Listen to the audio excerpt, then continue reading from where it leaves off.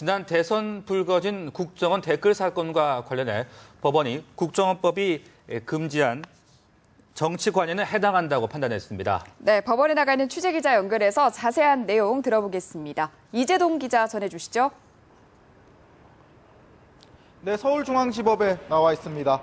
재작년 대선을 앞두고 불거진 국정원 댓글 트위터 사건에 대해 법원이 1심 판결을 선고했습니다. 먼저 선거법 위반 혐의에 대해서는 무죄로 판단을 했지만 국정원법 위반에 대해서는 유죄로 결론을 내렸는데요. 원전 원장 측에 대해서는 징역 2년 6월에 집행유예 4년이 선고됐고요. 이종명 전 3차장과 민병주 전 심리전단장에게는 각각 징역 1년에 집행유예 2년이 선고됐습니다. 재판부는 먼저 국정원 심리전단 직원들의 댓글 트위터 활동이 특정 정당을 지지하거나 반대했기 때문에 국정원법이 금지한 정치 관여 활동을 한 것이 인정된다고 판단했습니다. 이어 원전 국정원장이 이 같은 행위를 지시하고 또 이행 결과를 보고받은 사실 역시 인정된다고 밝혔는데요. 원전 원장의 지시가 원장님 말씀을 통해 심리전단 직원들에게 전달이 됐고 또 상명하복의 국정원 조직 특성상 그대로 이행이 됐다는 겁니다. 그러나 재판부는 통상적인 선거운동이라면 선거일에 가까워질수록 그 운동이 활발해지는 것이 일반적인데 심리전단의 트위터 활동은 오히려 대선을 앞둔 11월에 감소했다며 선거법 위반에 대해서는 혐의를 인정하지 않았습니다. 댓글 활동이 특정 후보자의 당선이나 낙선을 위한 행위였다는 검찰의 입증이 부족했다는 겁니다. 재판부는 국가기관이 여론에 직접 개입하는 것은 절대 허용될 수 없다면서도 원세훈 전 국정원장이 어떤 목적을 가지고 범행을 계획한 것이 아니라 업무 관행을 답습한 사실 등이 인정된다고 양형 이유를 밝혔습니다. 원전 원장 측은 국정원법 위반 혐의에 대해 유죄가 나온 만큼 판결문을 검토한 뒤 조만간 항소 여부를 결정할 것이라고 밝혔습니다. 지금까지 서울중앙지법에서 뉴스와이 이재동입니다.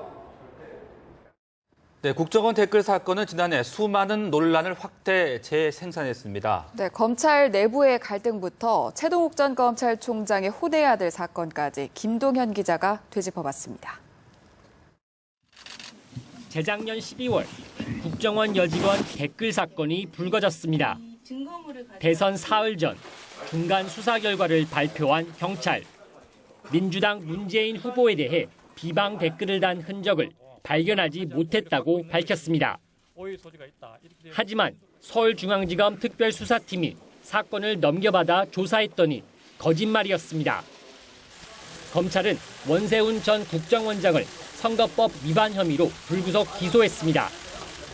특수통 출신의 윤석열 수사팀장은 구속영장을 청구하자고 주장하다 황교안 법무장관, 검찰 내 공안라인과 마찰을 빚었습니다. 국정원 댓글 사건을 재판에 넘긴 뒤 2달여 만에 터져나온 최동욱 당시 검찰총장의 혼외 아들 의혹.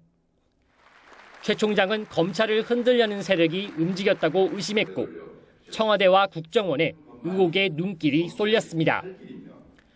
최동욱 총장이 물러난 뒤 이번에는 국정원의 트위터 혐의를 추가하는 과정에서 항명 사태가 빚어졌습니다.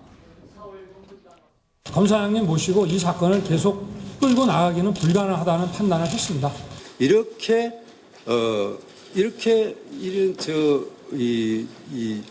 이 항명이라는 모습으로 가리라는 상상도 하지를 못했습니다. 조영곤 서울중앙지검장은 수사 외압을 행사하지 않은 것으로 결론 났지만 사표를 냈고 윤석열 전 수사팀장은 정직 처분을 받았습니다.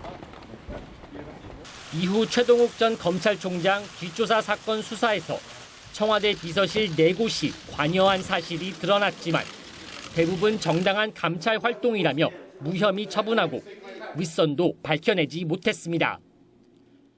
법원의 댓글 사건 1심 판결 이후 그 파장이 어디로 튈지 주목됩니다. 뉴스와이 김동현입니다.